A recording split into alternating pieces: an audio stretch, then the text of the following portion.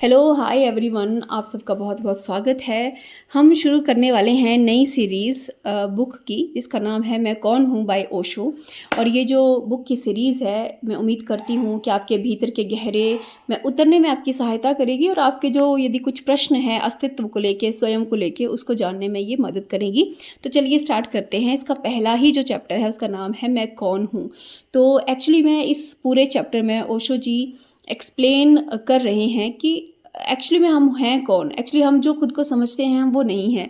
तो एक बहुत सुंदर सी यहाँ पे उन्होंने एक कहानी को एक्सप्लेन किया है। वो कहते हैं कि एक बार एक राजा होता है और वो एक ऋषि उनके दरबार में आता है। तो वो राजा को बहुत अधिक जिज्ञासा थी कि ईश्वर क्या है ना? मुझे ईश्वर से मिलना है। तो लगभग राजा के दरबार में जो भी ऋषि मुनि इत्यादि ज्ञानी आते थे, तो अक्सर राजा उनसे ये प्रश्न पूछता कि क्या आप मुझे ईश्वर से मिलवा सकते हैं? तो उस दिन भी राजा ने यही प्रश्न उस ऋषि से पूछा कि क्या आप मुझे ईश्वर से मिलवा सकते हैं? तो उस ऋषि ने कहा कि हाँ, मैं बिल्कुल आपको मिलवा सकता हूँ। तो राजा बहुत हैरान हुआ, क्योंकि अब तक ये उत्तर किसी भी ज्ञानी ने या किसी भी ऋषि ने उनको नहीं दिया था। अब तक जितने भी ज्ञानी या जितने भी लोग ध्यानी उनके दरबार में आए थे, वो अक्सर वेदांतों का ज्ञान दिया करते थे, किंतु किसी ने भी ये नहीं कहा कि हाँ, मैं तुम्हें ईश्वर से मिलवा देता हूँ। लेकिन ये ऋषि ऐसे थे, इन्होंने कहा कि हाँ, मैं तुम्हें ईश्वर से मिलवा देता हूँ। तुम कहो तो कब मिलना है? अभी मिलना है या कल मिलना है? तो राजा बहुत हैरान हुआ, उसने कहा कि मुझे तो अभी मिलना है। तो फिर ऋषि ने कहा ठीक है, तुम अभी मिल सकते हो, लेकिन एक कागज़ पर तुम अपना ठीक-ठीक से एक अपना एड्रेस लिख दो, पता लिख दो कि मैं ईश्वर को जब कहूँ तो मैं बता सकूँ कि ईश्वर के साथ मिलने कौन आया है। तो राजा फिर लिख देते हैं अपना राज्य कि मैं इस फलाँ देश का राजा हूँ, ये मेरा राजमहल है, ये राजमहल का जो भी था नाम पता वो सब लिख देते हैं, है ना? अपना नाम लिख देते हैं। तो फिर वो ऋषि के पास कागज़ लेके जाते हैं, तो कागज़ लेके जब ऋषि देखते हैं तो कहते हैं कि राजन, कि कल को यदि आपका राज्य ना रहा, यदि आप इस राज्य के महाराज ना रहे, तो क्या आप नहीं होंगे? तो राजा ने कहा कि तो तब भी मैं हूँगा, मैं तब राजा नहीं हूँगा लेकिन तब भी हूँगा मैं। तो फिर ऋषि ने कहा तो इसका अर्थ ये हुआ कि अब महाराज होना आपकी पहचान नहीं है, क्योंकि महाराज तो एक आइडेंटिटी है, ठीक है? क्योंकि आप महाराज नहीं भी होंगे तो भी आप होंगे। तो यदि आप महाराज हैं, महाराज होना एक आइडेंटिटी है, मतलब वो बदल रही है, यानी आप महाराज नहीं हैं, है ना? तो फिर उसके नीचे उन्होंने महाराज ने अपना नाम लिखा हुआ था। तो उन्होंने कहा कि राजन, यदि आपका नाम आपके माता-पिता कुछ और रखते, तो आप उसी नाम से स्वयं को जानते और लोग आपको उसी नाम से जानते। तो वो राजा कहता हाँ, ऐसा ही होता। यदि मेरे माँ-बाप कुछ और नाम मेरे लिए रखते या कुछ और नाम मेरे लिए रखते, कितने भी नाम रखते, तो शायद मैं किसी और नाम से जाना जाता। तो फिर ऋषि ने कहा कि इसका अर्थ ये हुआ कि आपका नाम भी आपकी पहचान नहीं है, क्योंकि वो तो आपके माता-पिता के द्वारा आपको दी गई है, और वो भी कैसी है? चेंज हो सकती है। यानी कुछ और होती, कुछ और नाम होता तो आप किसी और नाम से जाने जाते, ये फिक्स्ड नहीं है। तो फिर ऋषि ने कहा कि राजा, ठीक-ठीक पता बताओ कि तुम हो कौन?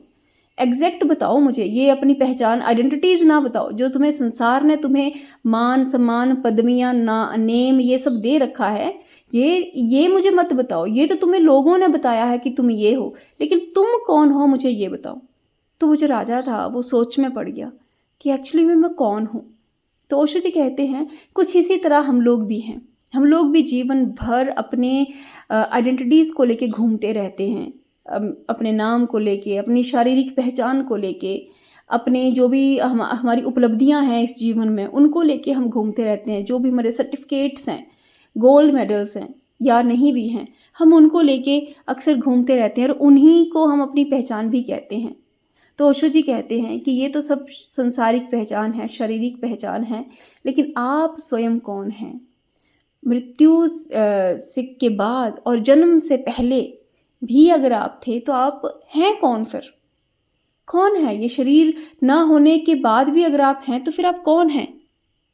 आपका नाम क्या है? वो जो पेरेंट्स ने दिया है, वो आपका ओरिजिनल नाम नहीं है, वो तो पेरेंट्स ने दिया है। आपका स्वयं का नाम क्या है? स्वयं के बारे में न जानना, यही अज्ञान है। तो ओशो जी कहते हैं कि ये जो जो हम स्वयं को नहीं जानते हैं, ठीक है? स्वयं को नहीं जानते हैं, ये जान लेना ही हमारे अध्यात्म का पहला चरण है। यानी कि आपको ये एहसास होना कि ये जो कुछ भी मेरी आइडेंटिटीज़ हैं ये मैं नहीं हूँ, यही पहला चरण है, राइट? तो वो कहते हैं कि इतने हज़ारों हज़ारों वर्षों में आपको कह दिया कि आप आत्मा हो, परमात्मा हो। तो ओशो जी कहते हैं वो सब बातें भी भ्रामक हैं, क्योंकि वो आपको सिखाई गई हैं, स्वयं का आपका अनुभव नहीं है वो।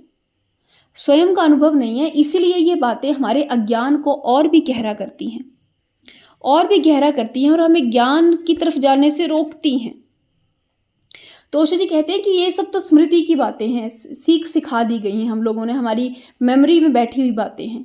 तो यदि आप अपने आप से पूछो कि मैं कौन हूँ, तो कई तरह के उत्तर आपको भीतर से आ सकते हैं कि मैं कोई भी, जो भी आपका नेम है वो आ सकता है। या अगर मान लो कि संसार की जितनी भी आइडेंटिटीज आपने वो छोड़ भी दी, तो आपके अंदर से भीतर से उत्तर आ सकता है कि मैं ही परब्रह्म हूँ, अहम ब्रह्मास्मि, मैं ही ईश्वर हूँ, मैं ही आत्मा हूँ, मैं आत्मा हूँ।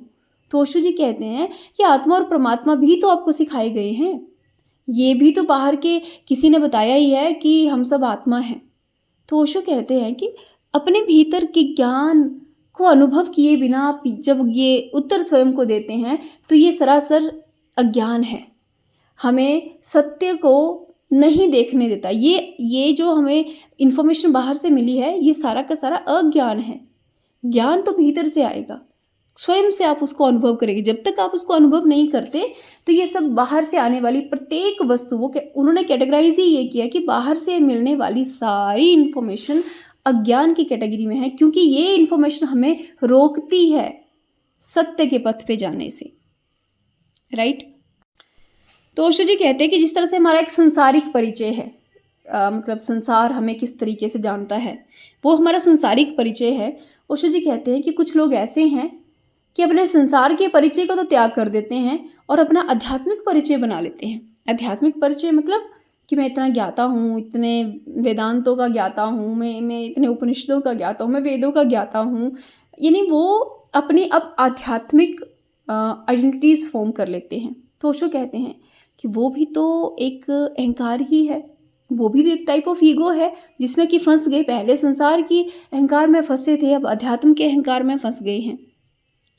तो ओशो जी कहते हैं कि आइडेंटिटी होती है, चाहे वो संसारिक हो चाहे वो आध्यात्मिक हो।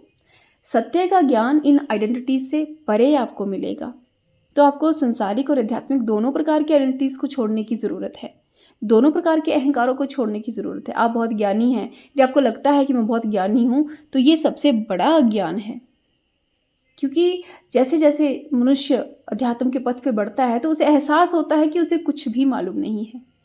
अगर आपके जीवन में आपको ये एहसास हुआ है कि मैं अज्ञानी हूँ, शायद मुझे कुछ भी पता नहीं है, तो ओशो कहते हैं कि आपकी अध्यात्म में उन्नति होने की जो संभावना है वो बहुत अधिक है। क्योंकि जब तक हमें लगता है कि हमें आता है, हमें पता है, तब तक आपके माइंड में, आपके मन में जगह नहीं है नए ज्ञान को आने की, नए ज्ञान को उतरने की जगह ही नहीं है आपके माइंड में, राइट? एक और छोटी सी स्टोरी है। वो कहते हैं कि एक बार श्री कृष्ण भोजन करने बैठे थे और तुरंत भोजन करते ही वो उठ गए। तो उनके जो सेवक थे उन्होंने कहा कि आप उठ क्यों गए हैं?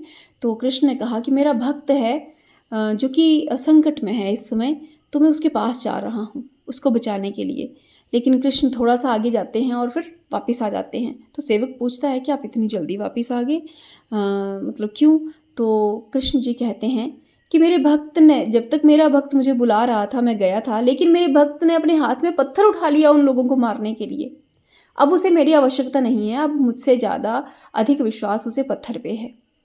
तो ओशो कहते हैं कि ये स्टोरी एक क्या है, एक बहुत ही गहरी भावना लिए हुए, बहुत गहरा इसका मीनिंग है। गहरा मीनिंग क्या है कि जब तक हम संसार की आइडेंटिटी से बंधे हुए हैं, जब तक हम आध्यात्मिक की आइडेंटिटी से भी बंधे हुए हैं कि मैं अध्यात्म में उन्नति कर रहा हूँ, कुछ लोगों को होता है ना कि मैं अध्यात्म में उन्नति कर रहा हूँ, तो ओशो जी कहते हैं जब तक हम आध्यात्मिक भी आइडेंटिटी से बंधे हुए हैं, तब तक उस परम सत्ता के दर्शन आपको नहीं होंगे।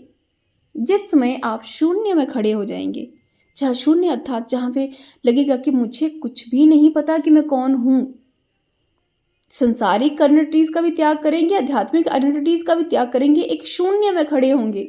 बहुत एंग्जाइटी वाली स्टेट में जब आप खड़े होंगे शून्य में, कि और आपके भीतर से प्रश्न आएगा कि एक्चुअली मैं हूँ कौन?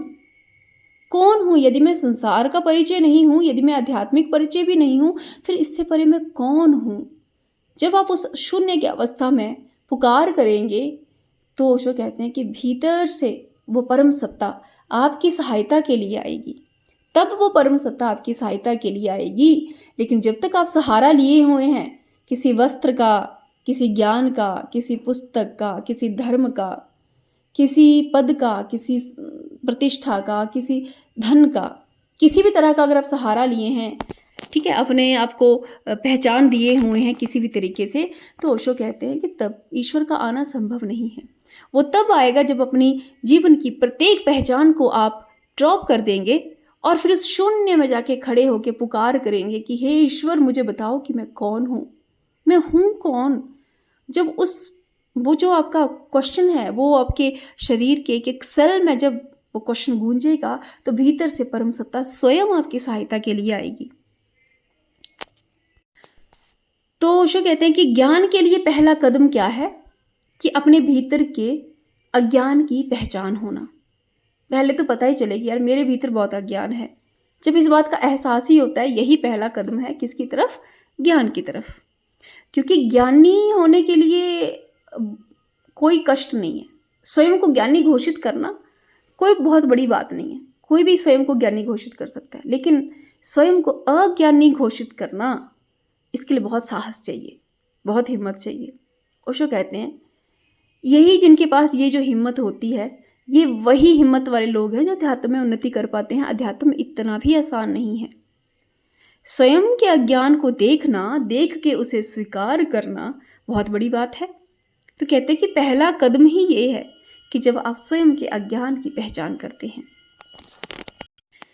जब अज्ञान की पहचान होती है, फिर आप इस धीरे धीरे इन जितनी भी आपकी पहचानें हैं, परिचय हैं, उनका त्याग करते हैं और भीतर से प्रश्न गूंजता है कि मैं कौन हूँ। और फिर कोई उत्तर नहीं आता, यानी उत्तर नहीं देना है। ओशो जी कहते हैं कि अपने भीतर अपने आप से प्रश्न पूछिए कि मैं कौन हूँ, लेकिन उत्तर का इंतज़ार मत कीजिए। हो सकता है आपके भीतर से कई तरह के उत्तर आए कि मैं माँ हूँ, मैं पिता हूँ, मैं पुत्री हूँ, किसी की पुत्री हूँ, या ये ना आए तो हो सकता है कि मैं बहुत बड़ा ज्ञानी हूँ, मैं वेदांता हूँ, मैं आचार्य हूँ, प्रचार्य हूँ।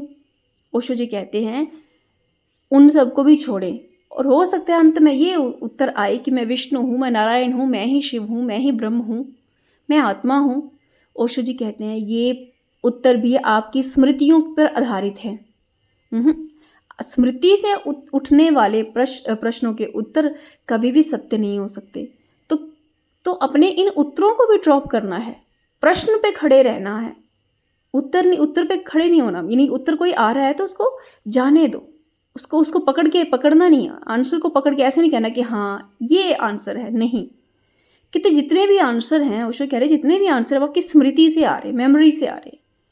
आपको मेमोरी से परे जाना है स्वयं को जानने के लिए, तो आपने प्रश्न पे खड़े रहना है। और प्रश्न क्या है? मैं कौन हूँ, मैं कौन हूँ, प्रश्न पे खड़े रहना है, बाकी उत्तरों पे नहीं जाना है। और फिर आप पाएंगे कि सारे उत्तर जब विलीन हो गए, एक शून्य रह गया, एक एम्प्टीनेस है, ब्लैंकनेस है, जहाँ से कोई भी उत्तर नहीं आ रहा। आपको वहाँ पे स्थिर होने का प्रयास करना है।